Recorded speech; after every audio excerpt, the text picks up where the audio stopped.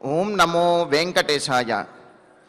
వైదేహీ రమణం విభీషణ విభుం విష్ణుస్వరూపం హరిం విశ్వోత్పత్తి విపత్తి పోషణకరం విద్యాధరైరర్చితం వైరిధ్వంసకరం విరించి జనకం విశ్వాత్మకం వ్యాపకం వ్యాసాంగీరసనారదాది వినుతం వందామహే రాఘవం.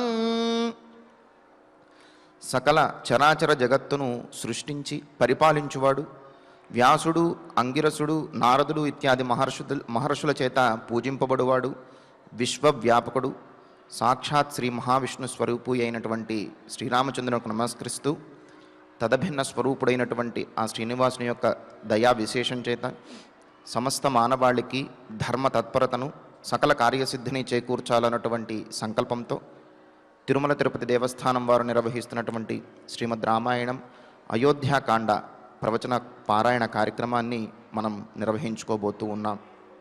ఈ కార్యక్రమంలో ముందుగా అన్నమాచార్యుల వారి సంకీర్తన అయినటువంటి కలది ఈ మూర్తి వల్ల గతిగనవలెను అనేటటువంటి సంకీర్తనను శ్రీమతి జి లావణ్య గారు, అన్నమాచార్య ప్రాజెక్టు కళాకారులు వారి బృందం యొక్క సహకారంతో ఆలపిస్తారు. శ్రవణం చేద్దాం. ఓం నమో వెంకటేశాయ.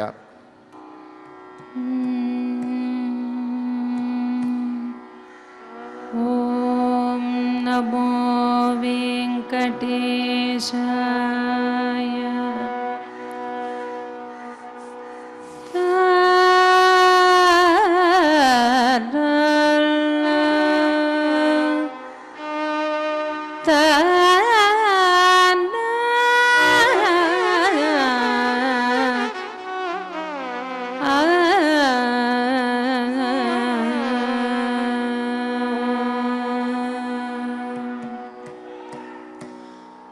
కలది మూర్తి వల్ల గతి గనవలెను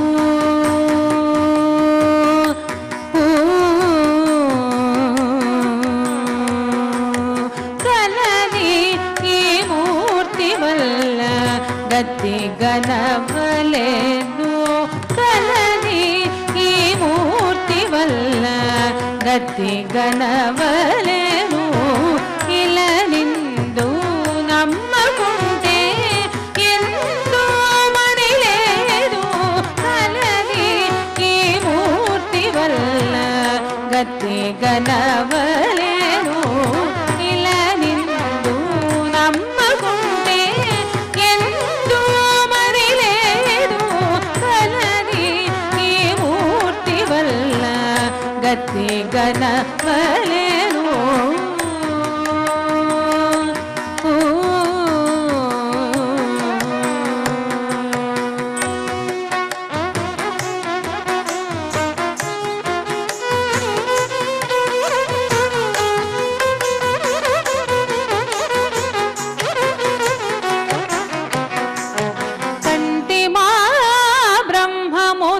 వెంకటపతిని గనినట్టు కంటిమా అవతారాలు కథలేగాక కంటిమా బ్రహ్మమును వెంకటపతిని గనినట్టు కంటిమా అవతారాలు కథలేగాక కంటిమా హృదయములో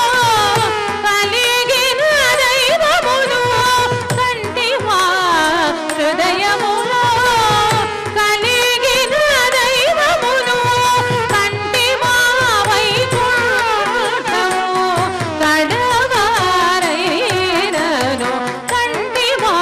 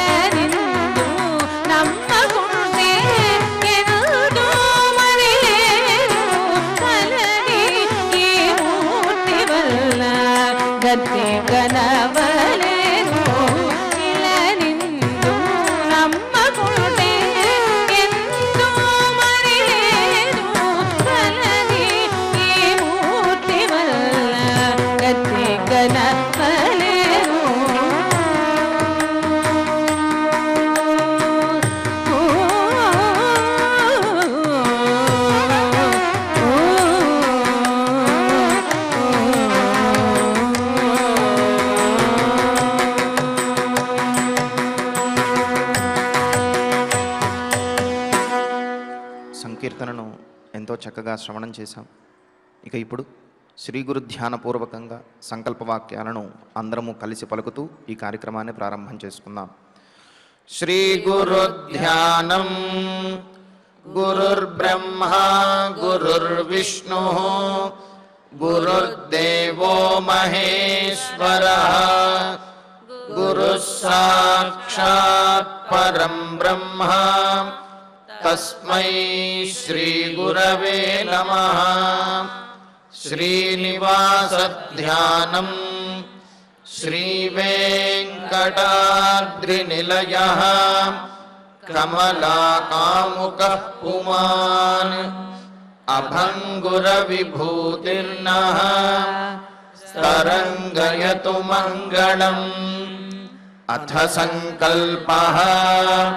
శ్రీమదాదివరాహ క్షేత్రే విరాజమానస్య శ్రీపద్మావతీ జానేః అఖిలాండకోటి బ్రహ్మాండనాయకస్య శ్రీరామచంద్ర రూపాంతరస్య భగవతః శ్రీ వెంకటేశ్వర స్వామినః సన్నిధౌ హనుమత్ సీతా లక్ష్మణ భరత శత్రుఘ్న పరివార సమేత శ్రీరామచంద్ర పరబ్రహ్మణః పరిపూర్ణానుగ్రహేణ అస్మిన్ భువనే సమస్తాధివ్యాధీనాం నివారణార్థం భారతవర్షే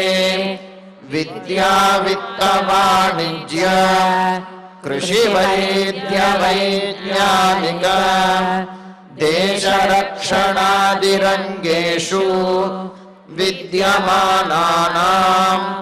ఆస్తిక మహాజనానాం సర్వేషాం సకుటుంబానాం ఆయురారోగ్యైశ్వర్య సద్బుద్ధీత్యాది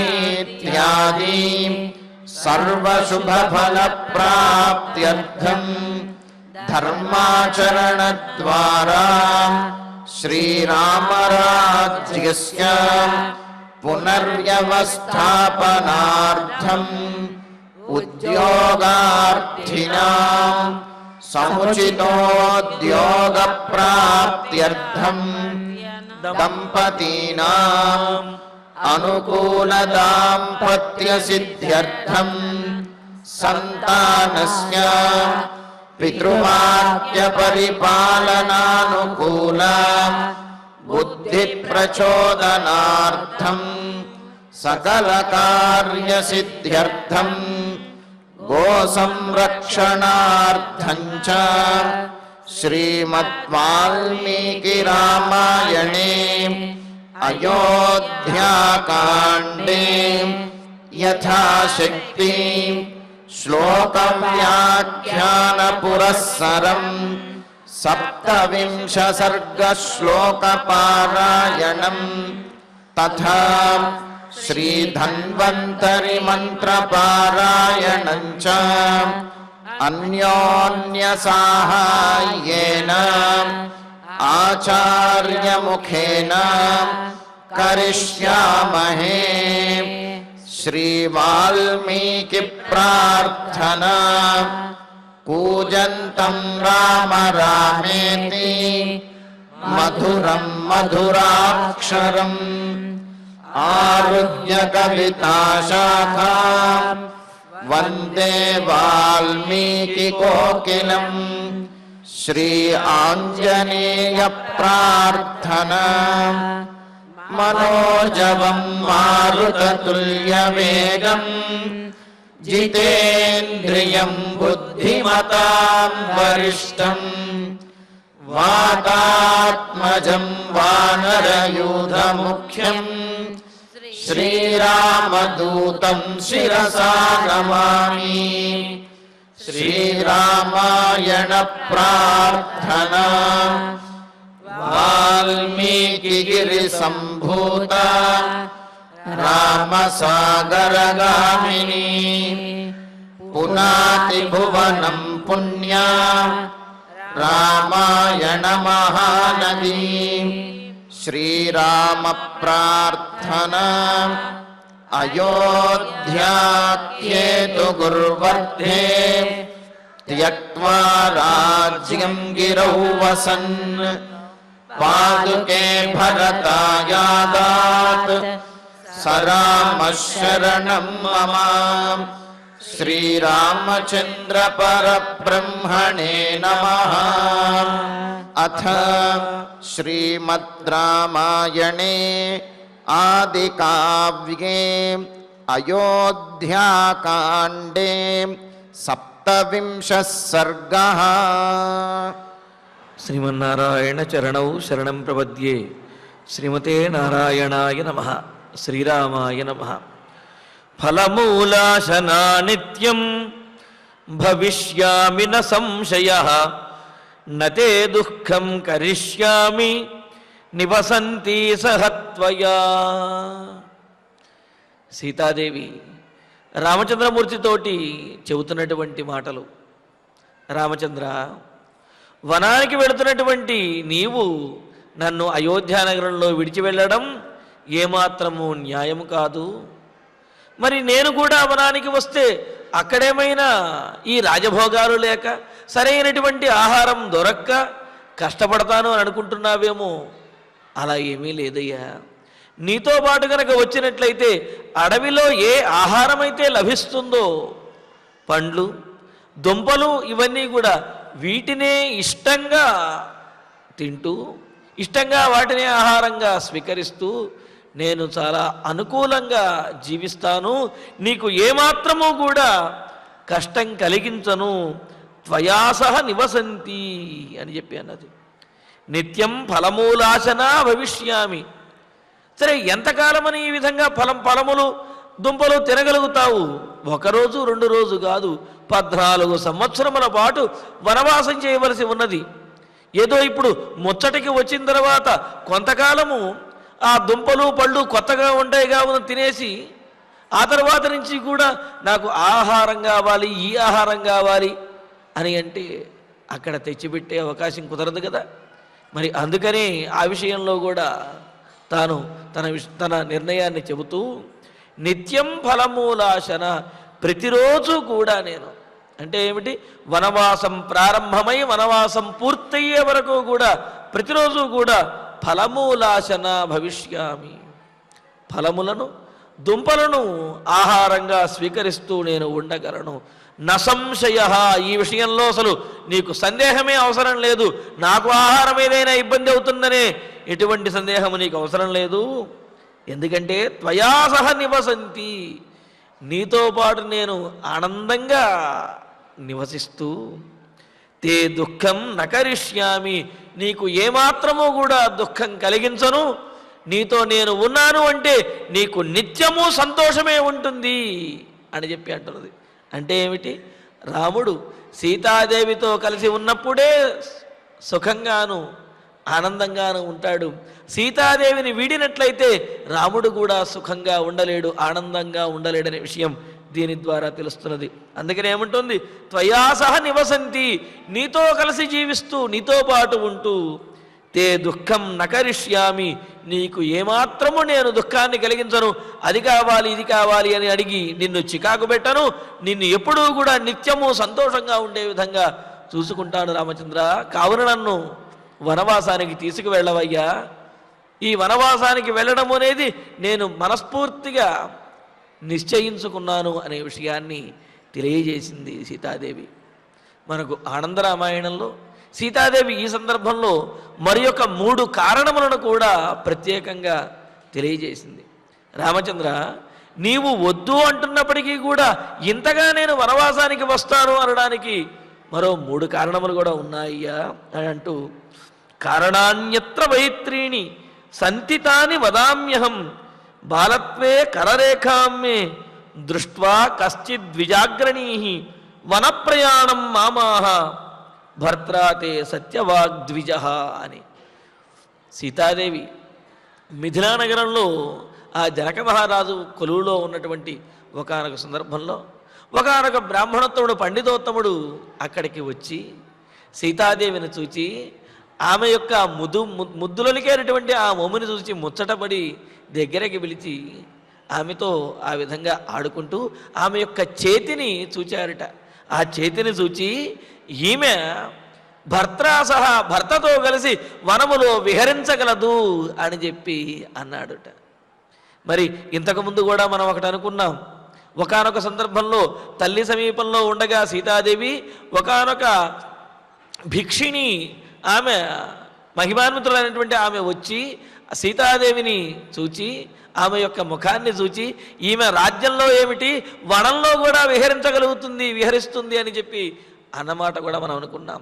అదేవిధంగా ఆ జనకుని కొలువులో ఉన్నటువంటి సీతాదేవిని ఆ బాల్య వయస్సులో ఉన్నప్పుడు ఒకానొక పండితోత్తముడు ఆమె యొక్క చేతిని పట్టుకుని ఆ చేతిలో ఉన్నటువంటి రేఖలను చూచి ఈమె భర్తతో కలిసి వనంలో విహరించగలదు, వనవాసం చేస్తుంది అనే విషయాన్ని చిన్నప్పుడే తెలియజేశారట.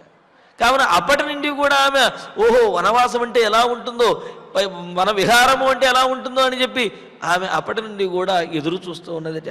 అంతేకాదు ఇంకో కారణం కూడా ఉంది. ముఖ్యమైనటువంటి కారణం మరొకటి కూడా చెబుతున్నది.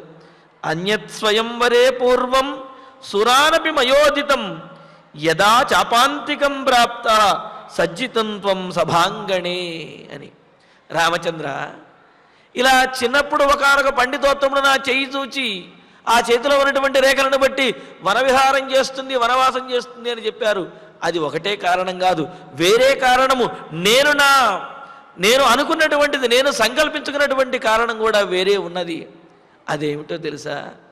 నీవు మిథిలా నగరానికి వచ్చి నిండు సభలో నీవు ఆ శివధనుస్సుని ఎక్కుపెట్టేటటువంటి సందర్భంలో నీవే ఎంతమంది రాజులు ఉన్నప్పటికీ కూడా ఆ శివధనుస్సుని ఎక్కుపెట్టడానికి ఎంతోమంది వచ్చినప్పటికీ కూడా నా మనస్సు నీయందే లగ్నమయ్యుండి నీవే ఈ శివధనుస్సుని ఎక్కుపెట్టాలి అని చెప్పి నీవు శివధనస్సు దగ్గరికి వెళుతున్నటువంటి సందర్భంలో ఆ ఎక్కుపెట్టేటటువంటి సందర్భంలో నేను ఒక మొక్కుకున్నానయ్యా, దేవతలందరినీ కూడా ప్రార్థించాను.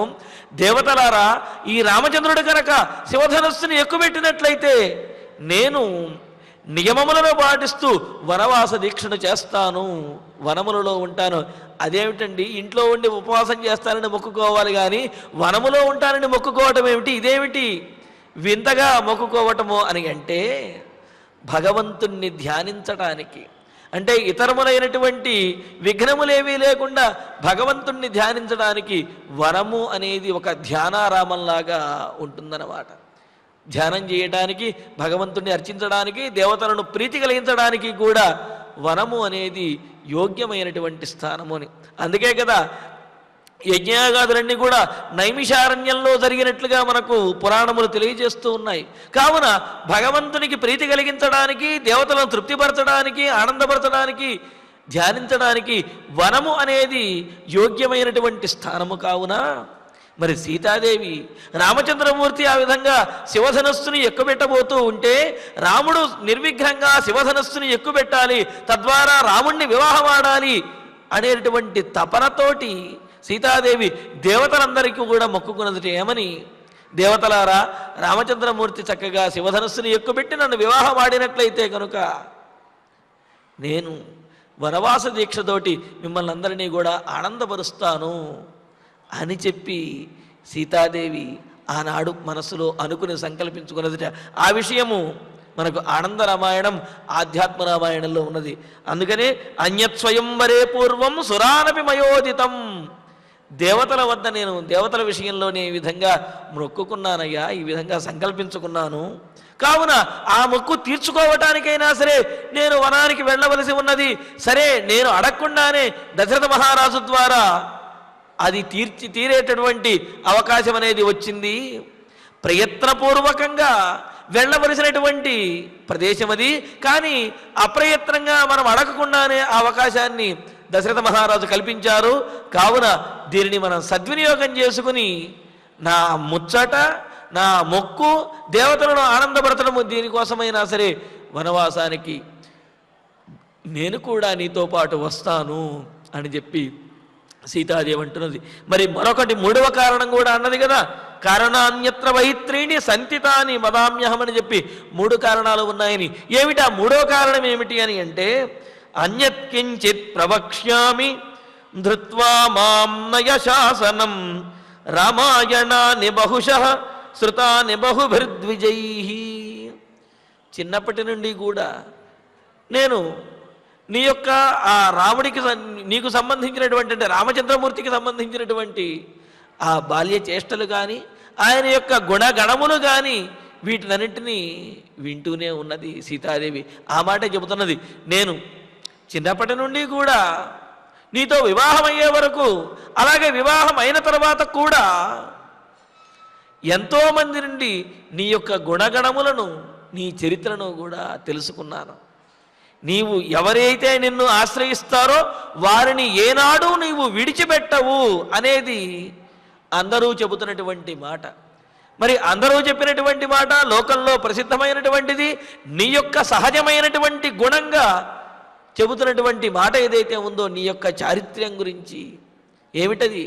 రాముడు తనను ఆశ్రయించినటువంటి వారిని ఎవ్వరినీ కూడా విడిచిపెట్టడు, వారిని కాపాడుతారు, వారిని తన వెంటే ఉంచుకుంటాడు అని చెప్పి ఏదైతే మాట ఉన్నదో అది నేను మొదటి నుంచి వింటూనే ఉన్నాను.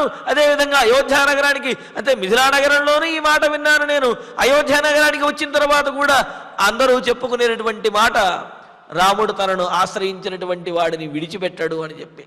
మరి ఇలా విన్నటువంటి నేను ఎంతో నమ్మకంగా నీతో పాటు వనవాసానికి వస్తాను అని చెప్పి అంటుంటే, నీవు అందరిలో ఏ గుణమైతే నీ యందు ప్రసిద్ధమైందో ఆ గుణాన్నే విడిచిపెట్టేస్తానంటావేంటయ్యా? ఆ గుణాన్ని నన్ను విడిచిపెట్టేస్తానంటావేమిటి? ఇది నీకు న్యాయం కాదు. కావున నేను ఏమాత్రము ఊహించలేదు నీవు నేను వస్తాను అంటే కాదంటావని. కానీ నేను ఆ మాట అడగకుండానే నువ్వు సీతాని అయోధ్యానగరంలోనే ఉండు అని అంటున్నావు.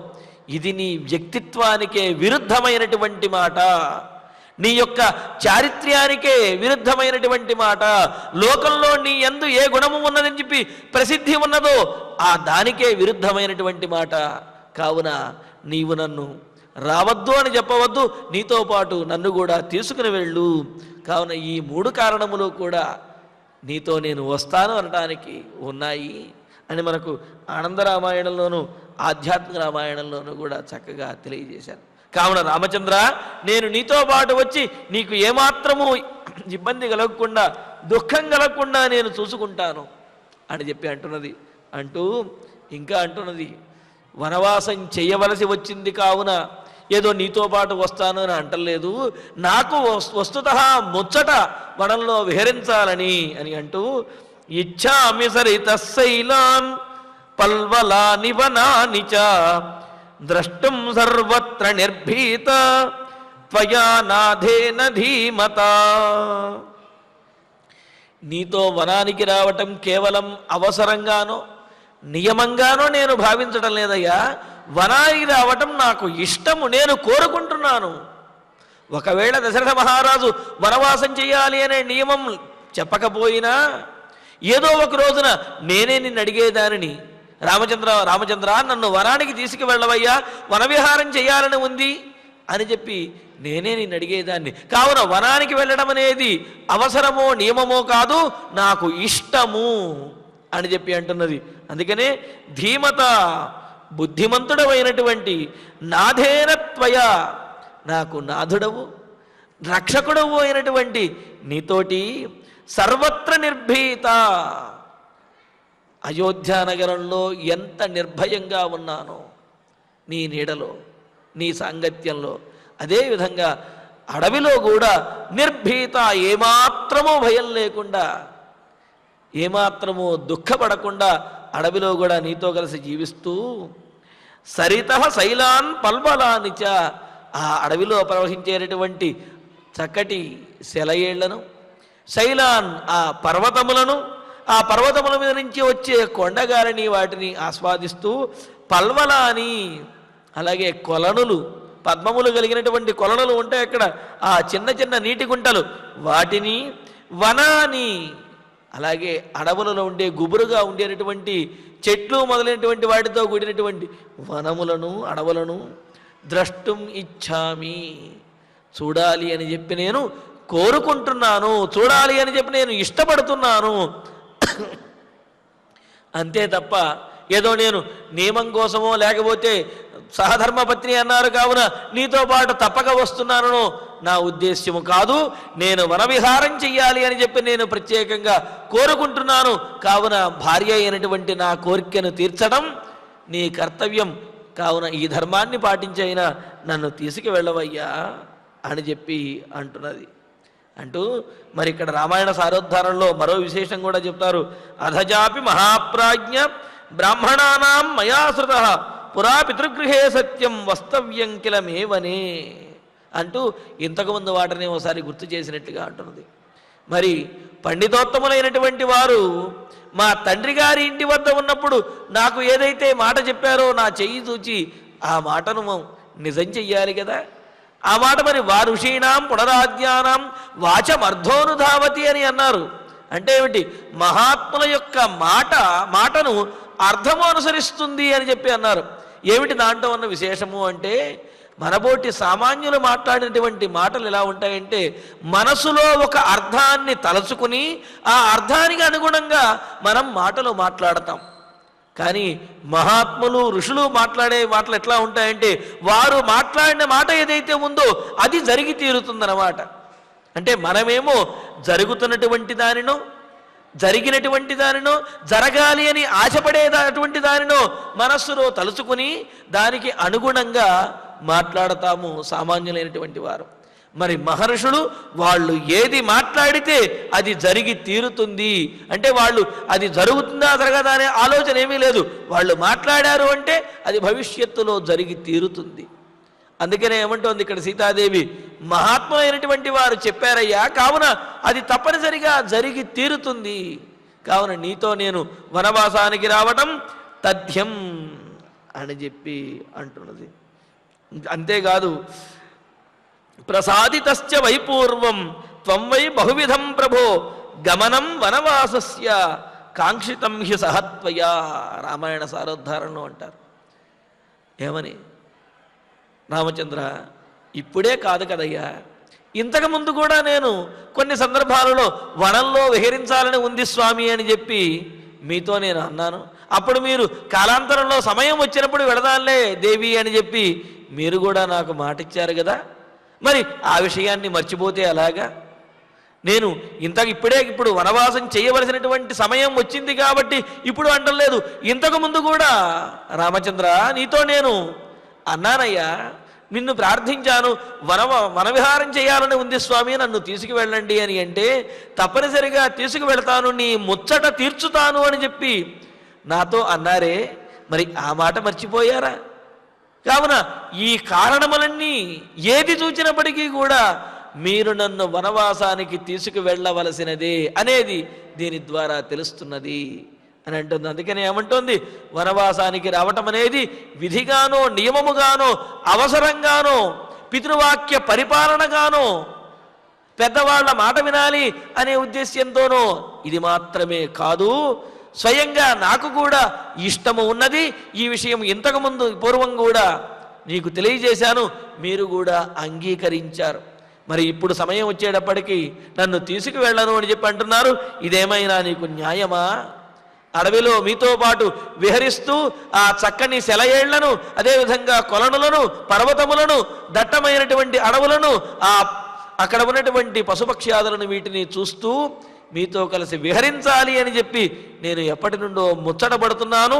కావున నా ముచ్చట తీర్చవయ్యా అని అంటూ, హంసకారండవాకీర్ణా పద్మినీ సాధు పుష్పితా ఇచ్ఛేయం సుఖినీ ద్రష్టుం త్వయా వీరేణ సంగత. రామ, అడవిలో నేనేదో కష్టపడతాను అని అనుకుంటున్నావు కదా, దుఃఖపడతాను అనుకుంటున్నావు కదా. కాదు కాదు, అడవికి నన్ను తీసుకువెళ్ళినట్లయితే ఎంతో ఆనందిస్తూ ఉంటాను, ఎంతో శాంతచిత్తంతో నిన్ను ఆనందపరచగలను. నీతో ఉంటే నేను ఆనందంగా ఉంటాను, తద్వారా నీవు కూడా ఆనందంగా ఉంటావు అని అంటూ వీరేణ త్వయా సంగత, వీరుడమైనటువంటి నీతో కలిసినటువంటి, నీతో పాటు వనానికి వెళ్ళినటువంటి నేను సుఖిని, ఎంతో సుఖంగా సంతోషంతో హంస కారండవ ఆకీర్ణా సాధుపుష్పితా పద్మినీ ద్రష్టుం ఇచ్చేయం. హంసల చేత, అలాగే కారండవములు అని అంటే జలములు, నీటిలో ఉండేటటువంటి పక్షులను కారండవములు అని అంటారు. అలాగే హంసలు అనేవి ప్రత్యేకంగా చాలా అందంగా ఉంటాయి కావున వాటి గురించి ప్రత్యేకంగా చెప్పారు. పైగా హంసల యొక్క విశేషం ఏమిటి అంటే, కష్టములలో ఉన్నప్పుడు హంస యొక్క దర్శనం గనక కలిగినట్లయితే అది కష్టములను తీర్చడానికి శకునము అని అన్నారు. కష్టాసు సర్వాస్వపి దర్శనేన హంసస్య శబ్దేనతు సర్వసిద్ధి అని చెప్పి అన్నారు. కష్టములలో ఉన్నప్పుడు హంస కనిపించినా, హంస కలలో కనిపించినప్పటికీ కూడా అది శుభశకునము అని, ఆ కష్టములన్నీ కూడా తీరుతాయి అని చెప్పి అంటున్నది. అంటే ఏమిటి? హంస అనేది సుఖశకునంగా, అంటే సుఖమును ప్రాప్తింపజేయడానికి శకునంగా మనకు శకున శాస్త్రం తెలియజేస్తున్నది. మరి ఇక్కడ సీతాదేవి కూడా ఏమంటున్నది? వీరుడమైనటువంటి రామచంద్ర, నీతో పాటు ఆ వనంలో విహరిస్తూ హంసలతోటి కూడి ఉన్నటువంటి ఆ సరస్సులను, అంతేకాదు కారండవములు అంటే ఏమిటి? ఆ జలపక్షులతోటి, అనేకమైనటువంటి జలపక్షులతో కూడినటువంటి ఆ సరస్సులను, అంతేకాదు ఆకీర్ణాహ అంతటా వ్యాపించి ఉన్నటువంటివి. పైగా చిన్న చిన్న సరస్సులు కాదు, పెద్ద పెద్ద సరస్సుల ఎందే ఈ హంసలు, అదేవిధంగా జలపక్షులు, ఇవన్నీ కూడా జంతువులు ఆ చుట్టూ తిరుగుతూ ఉంటాయి, ఆనందంగా ఉంటాయి. ఎందుకంటే ఎక్కడైతే నీరు లభిస్తుందో, ఎక్కడైతే ఆహారం లభిస్తుందో అక్కడ ప్రాణులు ఆనందంగా సుఖంగా జీవించగలుగుతాయి. అందుకని ఏమంటున్నది? ఇలా హంసల చేత, జలపక్షుల చేత చక్కగా అందంగా ఉన్నటువంటిది, ఆకీర్ణ పెద్దదిగా వ్యాపించినటువంటిది, సాధుపుష్పిత బాగా వికసించినటువంటి పుష్పములతో కూడినది, పద్మినీహి వికసించినటువంటి పద్మములతో కూడిన సరస్సులను, తామర కొలలులను ద్రష్టుం ఇచ్చేయం, నేను చూడాలి అని చెప్పి అనుకుంటున్నాను రామచంద్ర. కావున ఇటువంటి ముచ్చటలు, ఉద్యానవనంలో విహరించాలి అనే ఈ ముచ్చట ఏదైతే ఉందో దీనిని ఇంతకు ముందు కూడా మీకు తెలియజేశాను. విహరింపజేస్తాను, తీసుకువెళతాను, ముచ్చట తీర్చుతాను అని చెప్పి పూర్వం నాతో అన్నారే, ఆ మాట మర్చిపోయారా? కావున అడవికి వెళ్ళి ఈ విధంగా శుభశకునములైనటువంటి హంసలు మొదలైనటువంటి వాటినన్నిటినీ చూస్తూ ఆ పద్మ సరస్సుల యందు, పద్మ సరోవరముల యందు విహరిస్తూ ఆనందంగా గడుపుతామయ్యా అని చెప్పి అంటున్నది. అంటే ఇక్కడ సీతాదేవి చూడండి, తన భర్తతోటి అడవిలో ఉన్నప్పటికీ కూడా ఆ మానసికమైనటువంటి తృప్తితో, ఆనందంతో, సుఖంగా, సంతోషంగా గడుపుతాను అని అంటున్నది. తన భర్త లేకుండా తాను ఈ రాచమర్యాదలతో కూడినటువంటి అయోధ్యానగరంలో, అంతఃపురంలో, హంసతూలికా తలపం మీద ఉన్నప్పటికీ కూడా అది కష్టమే అని అంటున్నది. ఎందుకు అంటే మానసికమైనటువంటి ప్రశాంతత లేనప్పుడు ఎంత ఐశ్వర్యం ఉన్నా, ఇన్ని సౌకర్యములు ఉన్నా కూడా అది సుఖాన్ని, సంతోషాన్ని ఇవ్వవు. మానసికమైనటువంటి ఆ ప్రశాంతత, తృప్తి ఉన్నప్పుడు అది అడవి అయినా సరే, చెట్టు నీడ అయినా సరే ఆనందాన్ని, సంతోషాన్ని ఇస్తుంది, మనస్సులో తృప్తిని కలుగజేస్తుంది. అందుకనే అంటారు కదా, వయమిహ పరితుష్టాః వల్కలైస్త్వం దుకూలైః కథమిహ పరితోషో నిర్విశేషో విశేషః సతు భవతి దరిద్రో యస్య తృష్ణా విశాల మనసి చ పరితుష్టే కోర్ధవాన్ కో దరిద్రః అని. మరి అంటారు, వయమిహ పరితుష్టాః వల్కలైః, అయా మేము నారచీరలు కట్టుకుంటూ చాలా ఆనందంగా ఉన్నాము. ఎందుకు అంటే మా మనస్సు తృప్తితోటి, శాంతితోటి నిండి ఉన్నది. కావున మేము నారచీరలు కట్టుకుని ఉన్నప్పటికీ కూడా, వాటితో ఉన్నప్పటికీ కూడా ఆనందంగా ఉన్నాం. త్వం దుకూలైః, నీవు పట్టుపంచలు కడితే గాని ఆనందంగా ఉండలేవు. కథమిహ పరితోషో నిర్విశేషో విశేష, ఇందులో పరితోషానికి ఆనందానికి కారణం ఏమిటి అని అంటే ఆ పట్టు వస్త్రములో లేకపోతే ఈ నార వస్త్రములో ఈ రెండూ కూడా ఆనందానికి కారణము కాదు. మరి ఆనందానికి కారణం ఏమిటి?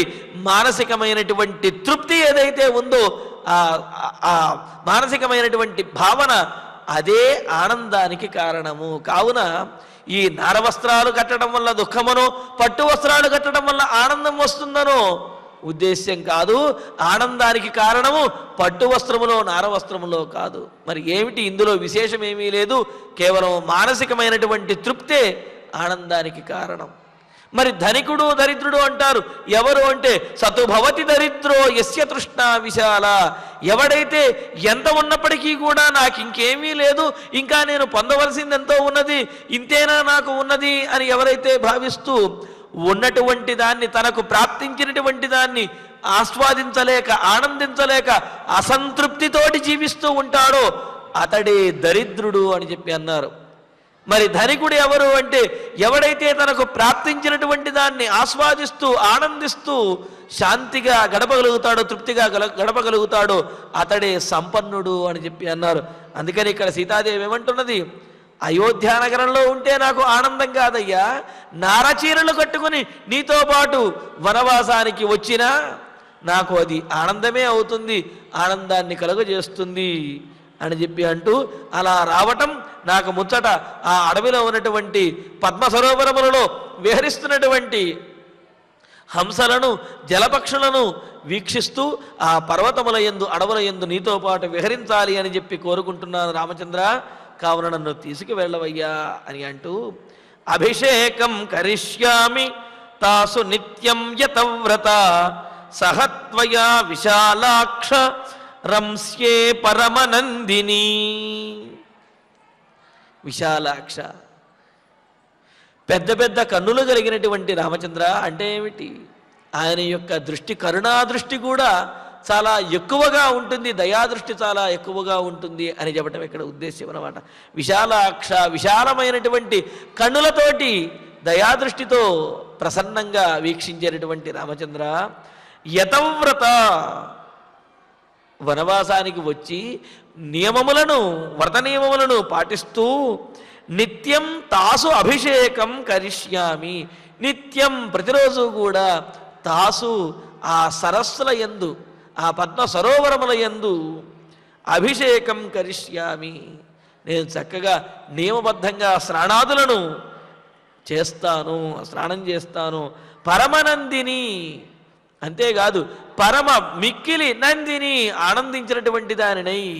అంటే అక్కడ చల్లనైనటువంటి నీటితో స్నానం చేయవలసి వచ్చింది అని నేను బాధపడను, అక్కడ జలకాలాడైనటువంటి వనవిహారం చేసేటటువంటి అవకాశం వచ్చింది అని చెప్పి ఆనందపడతాను అని అంటూ పరమనందిని మిక్కిలి సంతోషాన్ని పొందినటువంటి దానినై త్వయా సహ రంస్యే. నీతో కలిసి ఆ పద్మ సరోవరముల యొక్క తీరములో నేను విహరిస్తానయ్యా. కావున నన్ను వనవాసానికి తీసుకువెళ్ళు. వనవాసంలో అన్నీ కూడా నేను కోరుకున్నవే ఉన్నాయి తప్ప నేనేదో కష్టపడతాను, నేనేదో ఇబ్బంది పడతాను అనే ఆలోచన నీకు అవసరం లేదు. అక్కడ వనవాసంలో వనములలో తిరగటము, ఆ ఫలమూలమును తినడము, అదేవిధంగా నియమములను పాటించడము, అక్కడ ఉన్నటువంటి పద్మసరోవరములలో స్నానము చేయటము, ఇవన్నీ కూడా నేను కోరుకుంటున్నటువంటి ముచ్చటలే. కావున నీవు నన్ను వనవాసానికి తీసుకువెళ్ళవయ్యా అని అంటూ మరి ఏవం వర్ష సహస్రాణం శతం వాహం త్వయా సహ వ్యతిక్రమం నవేత్స్యామి స్వర్గోపి నహి మే మతః. రామచంద్ర ఒక్క మాట చెబుతున్నాను విను. ఇలాగా 14 సంవత్సరముల కాదు, ఎంతకాలమైనా సరే నీతో పాటు నేను ఆ వనములలో గడుపుతూ విహరిస్తూ ఆనందంగా ఉండగలను. అంతేగాని ఏదో 14 సంవత్సరాలే కదా ఎలాగోలా ముగించుకొచ్చేద్దాము, తప్పుతుందా ఇంకా అని చెప్పి నా ఉద్దేశ్యము కాదు. నీతో కలిసి విహరించడము అంటే, నీతో కలిసి వనంలో తిరగడము అంటే, ఆ పద్మసరోవరముల యొక్క తటముల యందు ఉండటము అంటే, అలాగా ఉండటం నేను 14 సంవత్సరములు కాదు, ఎన్ని సంవత్సరములైనా సరే ఉండగలను అని అంటూ ఏవం అహం త్వయా సహ వర్ష సహస్రాణం శతానాం వా శతం వా. అంటే ఈ విధంగా నేను నీతో పాటు వనవాసం చేస్తూ త్వయా సహ నీతో పాటు 14 సంవత్సరములే కాదు, వర్ష సహస్రాణం 1000 సంవత్సరములైనా సరే, 1000 సంవత్సరాలే కాదు, వర్ష సహస్రాణం శతం వా 100,000 సంవత్సరములంటే 1,00,000 సంవత్సరములైనా సరే, వ్యతిక్రమం గడిపినప్పటికీ కూడా, అన్ని సంవత్సరములు గడపవలసి వచ్చినప్పటికీ కూడా, అంటే ఇక్కడ రామచంద్రమూర్తి అనవచ్చు, సీత నువ్వేదో ముచ్చట పడుతున్నావు కానీ ఏదో 1-2 రోజులో వారం రోజులో కాదు, 14 సంవత్సరముల పాటు వనవాసం చెయ్యాలి, అన్ని సంవత్సరముల పాటు ఇంతే ఉత్సాహంగా, ఇంతే ముచ్చటగా, ఇంతే కోరికతోటి నీవు ఉండలేవు అని రాముడు అంటాడేమోనని సీతాదేవి చెబుతున్నది. ఏమంటున్నది? రామచంద్ర, నీతో పాటు వనవిహారం 14 సంవత్సరములు కాదు, 1000 సంవత్సరములైనా చేయగలను. కేవలం 1000 సంవత్సరములే కాదు, 1,00,000 సంవత్సరములైనా సరే నీతో పాటు వనంలో నేను ఆనందంగా జీవించగలను అని చెప్పి అంటూ, వ్యతిక్రమం నవేత్స్యామి, 1,00,000 సంవత్సరములు గడిచినప్పటికీ కూడా ఇన్ని సంవత్సరములు ఉన్నానా, ఇన్ని సంవత్సరములు చేయవలసి వచ్చిందా అనే ఆ కాలాన్ని నేను లెక్కించను. ఆ కాలం అసలు నాకు లెక్కే కాదు, అవి క్షణకాలములాగా నాకు గడిచిపోతాయి అని అంటున్నారు. అంతే కదా, ఆనందంగా ఉంటే కాలము త్వరగా గడిచిపోతూ ఉంటుంది, దుఃఖపడుతూ ఉంటే ఎంతైనా సరే కాలం గడవనట్లుగా ఉంటుంది. మనం ఎవరితో అయితే ఆనందంగా ఉండగలమో వాళ్ళతో గడుపుతున్నప్పుడు ఆ సమయం అనేది తెలియకుండా గడిచిపోతుంది. అయ్యో అప్పుడే అయిపోయిందా అని అనిపిస్తుంది. అలాగే మనకు ఇష్టం లేని వారితోటో లేకపోతే మనం ఏదో కష్టపడుతూనే ఉన్నట్లయితే కనుక ఆ కాలము ఎంత గడిచినప్పటికీ కూడా గడుస్తున్నా అది అయ్యో ఇంకా ఇంతకాలం ఉన్నదా అని చెప్పి అసలు కాలం గడుస్తున్నట్టుగా అనిపించదు. అలాగా తెలియదు అంటే ఏమిటి, అక్కడ ఇంతకాలం ఉన్నదా, అయ్యో ఇంకా ఎంతకాలం బాధపడాలి అని చెప్పి అలాగా బాధ అనేది వస్తుందన్నమాట. కానీ ఇష్టమైనటువంటి వారితో ఉంటే ఎంతకాలం గడిచిపోయినప్పటికీ కూడా ఆ కాలము గురించే పట్టించుకోము, తెలియదు. అందుకే అంటున్నది వ్యతిక్రమం నవేత్స్యామి, ఎంతకాలం గడిచినప్పటికీ కూడా నేను లెక్కబెట్టను, ఎంతకాలమైనా సరే నాకు క్షణకాలంలాగా గడిచిపోతుంది అని చెప్పి అంటూ, త్వయా వినా, ఒకవేళ నీవు లేకపోతే కనుక, నిన్ను గనక విడిచినట్లయితే కనుక, స్వర్గ అపి మే నమత, స్వర్గమైనా సరే నాకు ఇష్టము లేదు, స్వర్గంలోనైనా సరే క్షణకాలము కూడా గడపలేను. అంటే నీతో పాటు ఉన్నట్లయితే అడవిలోనైనా సరే 1,00,000 సంవత్సరములైనా సరే క్షణకాలం గడిపినట్లుగా నేను గడపగలుగుతాను, ఆనందంగా అన్ని సంవత్సరములు ఉండగలుగుతాను.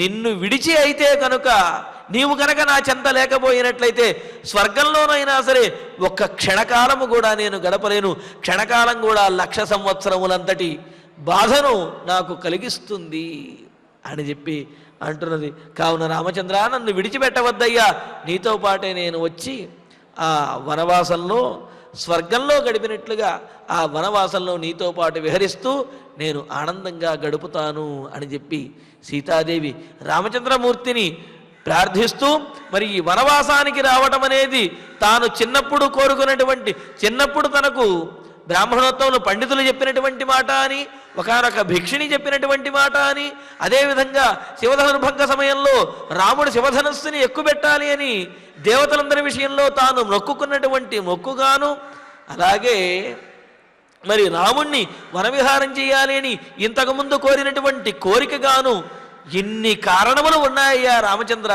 కావున ఈ కారణములన్నింటినీ కూడా గుర్తుంచుకుని నన్ను వనవిహారానికి, వనవాసానికి నీతో పాటు తీసుకువెళ్ళు, అక్కడ నేను ఎంతకాలమైనా సరే నీతో సుఖముగా జీవిస్తాను, సుఖముగా గడుపుతాను, నా మొరను ఆలకించవయ్యా అని చెప్పి సీతాదేవి రామచంద్రమూర్తిని కోరుతూ ఉన్నది. మరి రాముడు కూడా అందుకు అంగీకరించేటటువంటి సమయం వస్తున్నది. అయితే అంగీకరించే ముందు రాముడు చెప్పినటువంటి మాటలను కూడా మనం చక్కగా తెలుసుకుందాము. ఇక ఇప్పుడు ఆచార్యులు వారి ద్వారా శ్లోకాలను పారాయణం చేసుకుందాము. అదేవిధంగా మరి రామాయణానికి ఆయువు పట్టువంటిది రామాయణానికి కీలకమైనటువంటి మలుపు అయోధ్యకాండ. ఎందుకు అంటే రామావతార ప్రయోజనానికి బీజము అనేది అయోధ్యకాండలోనే ఏర్పడింది. అంతేకాదు అయోధ్యకాండను ధర్మపథంగా మనం ప్రతిరోజు కూడా ప్రవచనం చేసుకుంటూ ఉన్నాం. ఎందుకు అంటే ఈ అయోధ్యకాండలో చెప్పినంతటి ధర్మములు రామాయణంలో మిగతా కాండలలో కూడా ధర్మాలు చెప్పి ఉండవచ్చును, కానీ అయోధ్యకాండలో చెప్పినంతటి ధర్మములు మిగతా కాండలలో కూడా మనకు కనిపించవు. మరి అంతటి గొప్పదైనటువంటి అయోధ్యకాండలో మనం ప్రవచనం చేసుకుంటూ ఉన్నాం. మరి రామాయణానికి ఉన్నటువంటి విశేషం ఏమిటి అంటే ప్రవచనంతో పాటు పారాయణ సంప్రదాయం కూడా చాలా ముఖ్యమైనదిగా మనకు రామాయణంలో పెద్దలు తెలియజేశారు. అందుకనే మనం ఆయా కోరికలు తీరటం కోసం ఆయా సన్నివేశాలను ఆయా సర్గలను పారాయణ చేసుకుంటూ ఉంటాం. మరి అదే పరంపరలో మనము కూడా కొన్ని సర్గలు పూర్తయిన తర్వాత అఖండ పారాయణ కార్యక్రమాలను నిర్వహించుకుంటూ ఉన్నాం. ఆ పరంపరలో ఈ నెల 11వ తారీఖున శ్రీమద్ రామాయణం అయోధ్యకాండ 7వ అఖండ పారాయణ కార్యక్రమాన్ని నిర్వహించుకోబోతూ ఉన్నాం. అందులో 22వ సర్గ నుండి 25వ సర్గ వరకు కూడా ఉన్నటువంటి శ్లోకాలని పారాయణ చేసుకుంటున్నాం. మరి ఈ శ్లోకాలను పారాయణ చేసుకోవటం ద్వారా మన కార్యములలో వచ్చేటటువంటి విఘ్నములన్నీ కూడా తొలగిపోతాయి అని, అటువంటి విఘ్నములేవి రాకుండా రామచంద్రమూర్తి యొక్క అనుగ్రహము కలుగుతుంది అని, అలాగే తల్లుల యొక్క మాటలను వినేటటువంటి సచ్చీలుగాను, అదేవిధంగా తల్లిదండ్రులకి ఆనందాన్ని కలుగజేసేటటువంటి సత్పుత్రులుగాను సంతానము తీర్చిదిద్దబడతారు అని చెప్పి మనకు పెద్దలు ఫలశ్రుతిలో తెలియజేస్తూ ఉన్నారు. ఇటువంటి విశేషమైన ఫలములు కలిగినటువంటి ఆ శ్లోకములను 11వ తారీఖున ఉదయం 7 గంటలకు శ్రీమద్ రామాయణం అయోధ్యకాండ 7వ అఖండ పారాయణలో మనం పారాయణ చేసుకోబోతూ ఉన్నాము. భక్తులందరూ కూడా ఈ పారాయణ కార్యక్రమంలో పాల్గొని శ్రీవారి యొక్క అనుగ్రహాన్ని పొందవలసిందిగా తెలియజేస్తున్నాము. ఇక ఇప్పుడు ఆచార్యుల వారి ద్వారా ఈనాటి శ్లోకాలను పారాయణ చేసుకుందాము. ఫలమూలాశన నిత్యం భవిష్యామి న సంశయః నతే దుఃఖం కరిష్యామి నివసంతి సహ త్వయా ఇచ్ఛామి సరితశైలాన్ పల్వలాని వనాని చ ద్రష్టుం సర్వత్ర నిర్భీతా త్వయా నాథేన ధీమతా హంసకారండవా ఆకీర్ణాః హంసకారండవాకీర్ణాః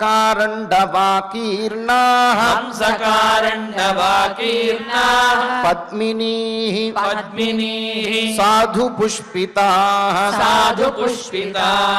ఇచ్ఛేయం సుఖినీ ద్రష్టుం త్వయా వీరేణ సంగత అభిషేకం కరిష్యామి తాసు నిత్యం యతవ్రత సహ త్వయా విశాలాక్ష రంస్యే పరమనందిని ఏవం వర్షసహస్రాణాం శతం వాహం త్వయా సహ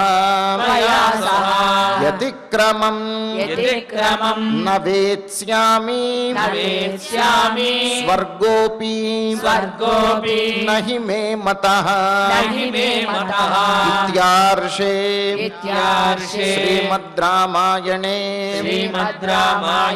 ఆదికావ్యే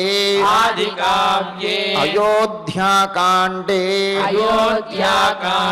సప్తవింశే సర్గే పంచశ్లోకాః. ఫలశ్రుతి నుండి మంగళాంతం వరకు అందరము కలిసి పఠిద్దాం.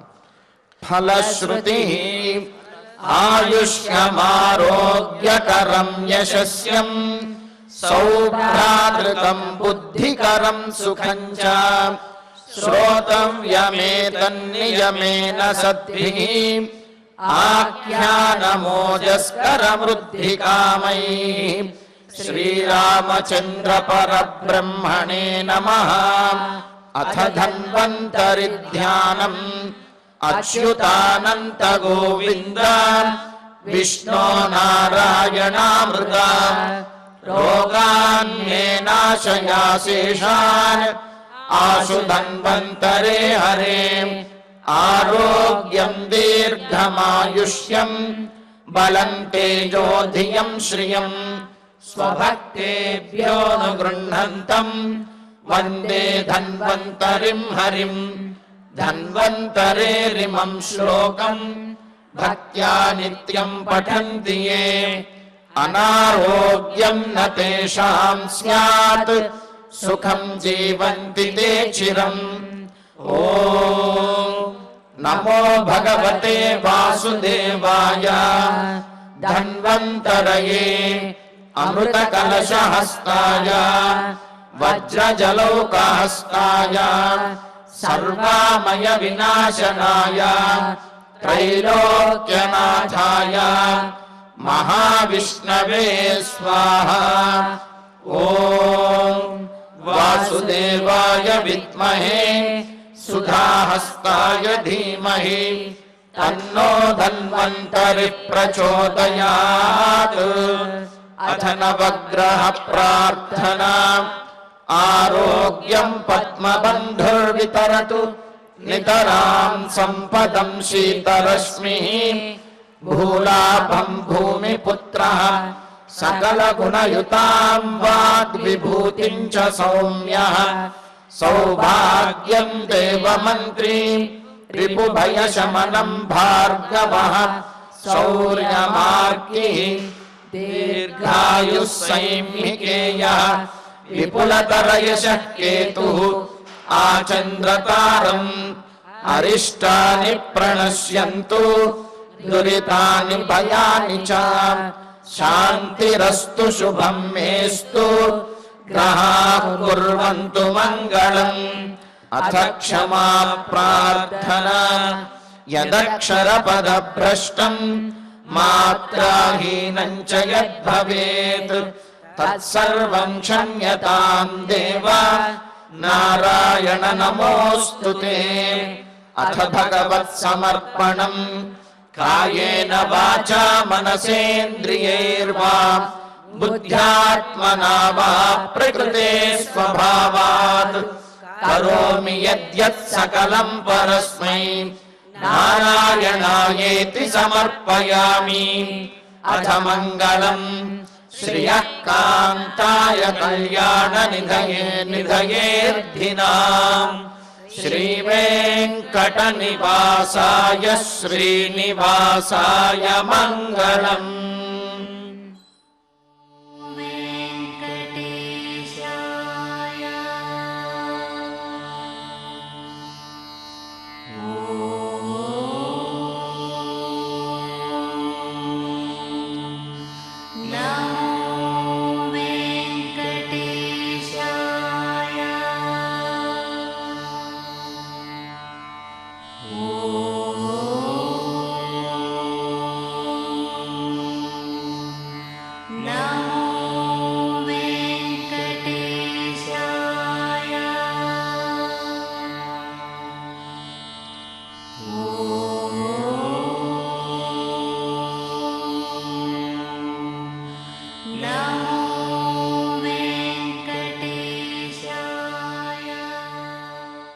ఓ